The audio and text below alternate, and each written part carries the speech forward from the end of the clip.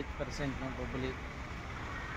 CM girls high school గత 100 సంవత్సరాలుగా ఒకే government ఆధ్వర్యంలో జరుగుతున్నవి. ఎంతోమంది కరెస్పాండెంట్స్ వచ్చారు. అందరి కరెస్పాండెంట్ సౌజన్యంతో ఈ స్కూలు దివ్యంగా జరిగింది. ఈ స్కూల్లో ఎంతోమంది విద్యార్థులు పై స్థాయిలో కూడా ఉన్నారు. వారి సహకారంతో సంఘాన్ని ఈ స్కూల్ నడపడానికి ముందుకు వస్తున్నారు కూడాను. రీసెంట్గా ఒక కరెస్పాండెంట్ని నియమించారు. ఆయన మీద ఎన్నో క్రిమినల్ కేసులు ఉన్నాయి. అయినా కూడా ఆయన వచ్చిన దగ్గర నుండి ఈ స్కూల్ బాగోగులు పట్టించుకోకుండా ఈ స్కూలు తాలూకా ఆస్తుల్ని విక్రయించి వేరే దగ్గర తరలించాలని ప్రయత్నం చేస్తాడు. స్కూల్ రికగ్నిషన్ కూడా రెన్యూల్ చేయలేదు. దయించి గవర్నమెంట్ వారు నా విన్నపం, 100 సంవత్సరాల చరిత్ర గల ఈ సంస్థను, ఈ స్కూల్ని నిలబెట్టాలని కోరుతున్నాను. అదేవిధంగా 2022కి సిబిఎం గర్ల్స్ హై స్కూల్ పేరున ఉన్నటువంటి భూమిని మ్యూటేషన్ చేశారని తెలిసింది. దాన్ని కూడా ప్రభుత్వం వారు గుర్తించి ఈ సంస్థ ఇలాగే ఉంచి బొబ్బుల రాజావారు సౌజన్యంతో ఇచ్చిన ఈ స్థలాల్ని, వాళ్ళ పేరుతో ఉన్నటువంటి ఈ స్థలాల్ని మిషనరీ ఎంతో ఆశతో ఆత్మవిశ్వాసంతో అభివృద్ధి కోసం చేస్తున్న ఈ స్థలాల్ని, ఈ సిబిఎం గర్ల్స్ హై స్కూల్ని నిలబెట్టాలని గవర్నమెంట్ని మరొకసారి విన్నవించుకున్నాను. వ్యవస్థాపక అధ్యక్షుడిని బొబ్బిలి.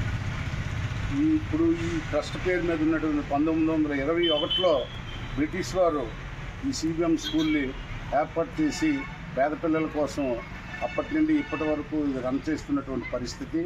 ఈ ట్రస్ట్ పేరు మీద అప్పుడున్నటువంటి పెద్దలకి బ్రిటిష్ వాళ్ళు ఒప్పజెప్పారు వాళ్ళు ఉన్నప్పుడే. సరే వాళ్ళు వెళ్ళిపోయిన తర్వాత కూడా ఈ ట్రస్టులు అనేవి దేశం మొత్తం మీద కంటిన్యూ అవుతున్నాయి. ఇది ఎవరు కూడా అమ్మడానికి కొనడానికి ఎవరికి హక్కు లేదు, అమ్మడానికి కూడా ఎవరికి హక్కు లేదు. ట్రస్ట్ ఉన్నంత వరకు బాగోగులు చూసుకోవాలా, ఈ శుభ్రపరచాలా, లేకపోతే ఇంకా రిపేర్లు ఏమైనా ఉంటే అలాంటివి చేయించాలి తప్పితే ఈ ట్రస్ట్ పేరు మీద తహసీల్దారు మన డోల రాజేశ్వరరావు గారు ఉన్నప్పుడు 2023లో సిబిఎం సంస్థ మీద 1B ఇచ్చారు.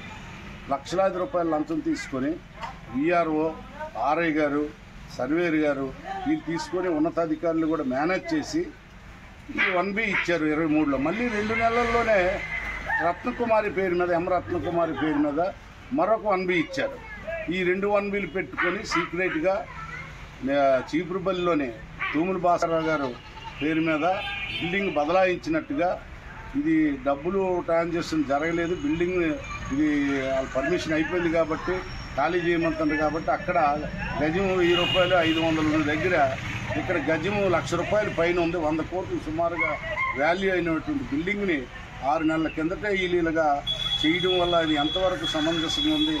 అధికారుల మీద, ఈ కొన్నటువంటి భాస్కర్ మీద కూడా క్రిమినల్ కేసులు పెట్టి అరెస్టులు చేసి జైలుకి పంపిస్తే కానీ ప్రజా ఆస్తులకి రక్షింపబడదు. అలాగే ట్రస్ట్ ఆస్తులు కానీ ప్రజా ఆస్తులు కానీ ఎక్కడైనా దుర్వినియోగం చేసినప్పుడు ప్రభుత్వం చాలా సీరియస్గా కఠినంగా యాక్షన్ తీసుకుంటే కానీ ఈ అరాచకాలు ఆగవని చెప్పేసి మేము తెలియజేస్తున్నాం.